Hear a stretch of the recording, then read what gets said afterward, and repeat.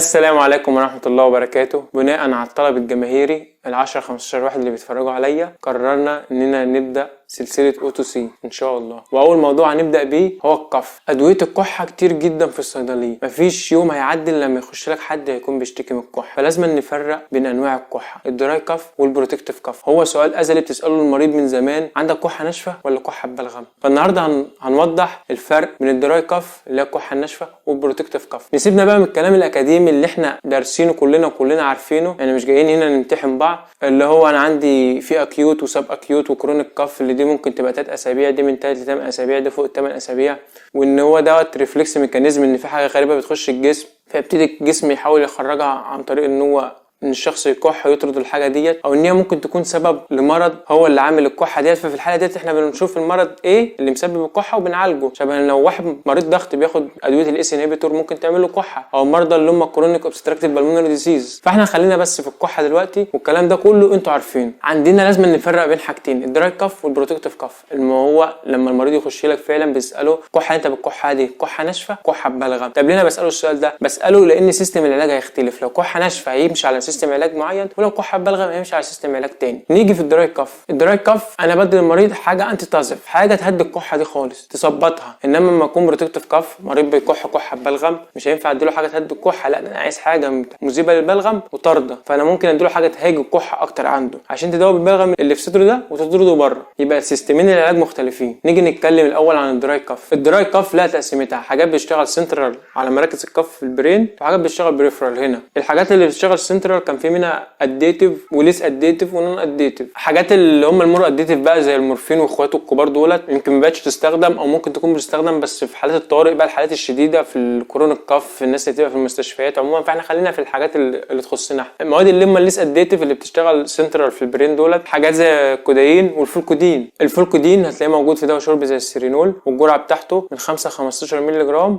4 مرات في اليوم. زي الدواء مثلا بيبقى مكتوب عليها كل 5 مللي لتر بيحتوي على كام مللي جرام، هتحسب الجرعه يعني. هي هتلاقيها عامله معاك رينج واسع، يعني هو اقل حاجه ياخد معلقه كبيره 3 مرات، يمكن اكتر من كده عادي. ده بالنسبه للجماعه اللي هم الاديتيف اللي هم شغالين سنترال. ابتدت الشركات تحاول توصل انها تصنع مواد كحه نون اديتيف، واشهر حاجه بقى موجوده ومستخدمه هي ماده الديكستروميثورفان، ودي الجرعه بتاعتها من 15 ل 30 مللي جرام 3 أو 4 مرات في اليوم برضو عادي. ده هتلاقيه بقى موجود في ادويه شرب كودافين ان، موجود في الكونجستال اللي هو بتاع البرد دوت، موجود في التوسكان، موجود في معظم ادويه الكحه. معظم ادويه الكحه بيبقى معاها حاجات انتي هيستامين وكده زي الدايفين هيدرامين والكلوروفينرامين. من المواد الفعاله برضو اللي بتشتغل على الكف في السنترال ماده البيبازيسيت، او الماده اللي هي موجوده في السيليكون الاقراص. فده انت بتطلعه المريض، لو مريض جاي يقول لك يا دكتور انا عندي كحه ناشفه بس ما بعرفش اخد دواء، فانت عندك منتج اهوت ممكن تطلعه له في صوره اقراص. ومن الحاجات الفعاله في علاج الدراي كف اللي بتشتغل بقى بريفرال اللي هو الستيم انهاليشن، اللي هو انت تستنشق بخار الميه. بخار الميه يكون عليه منسول، اللي هو زيت النعناع اللي انت بتجيبه من الصيدليه او بتجيبه من اي حته، بيخش يعمل طبقه سميكه كده فبيهدي الريفلكس ميكانيزم، فبيهدي الكحه عند الشخص يعني. ده تقريبا معظم المواد اللي ممكن تستخدم في الدراي كف. كل المواد الفعاله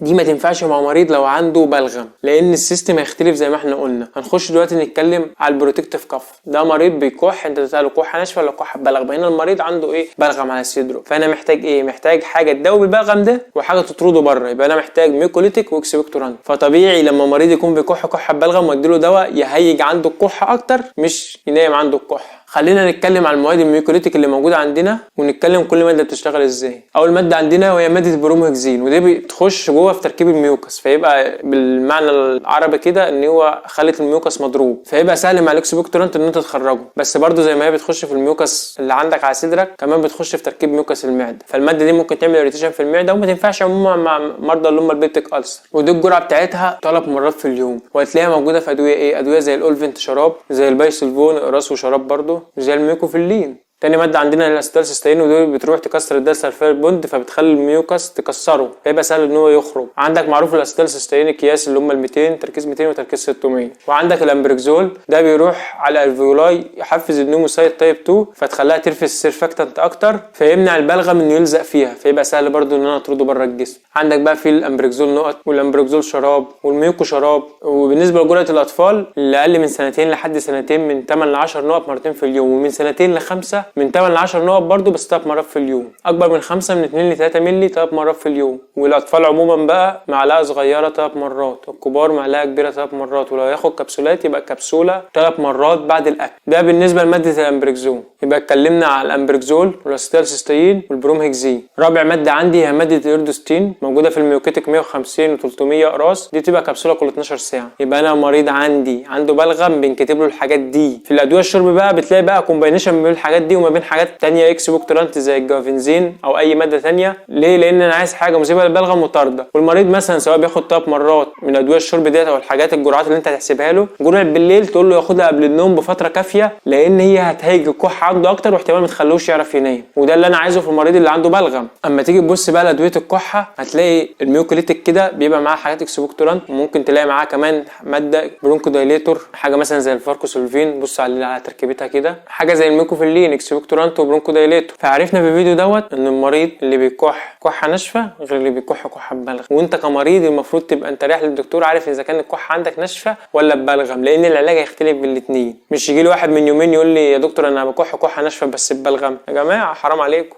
في الاخر لو انت اول مره تشوفنا ما تنساش تعمل سبسكرايب للقناه، لايك للفيديو ده، ادعمنا بكومنت لو انت على اليوتيوب، ولو انت على الفيس لايك للفيديو، شير للفيديو، تخش على اليوتيوب برضه تعمل لنا سبسكرايب. واستنونا الفيديوهات الجايه ان شاء الله. سلام.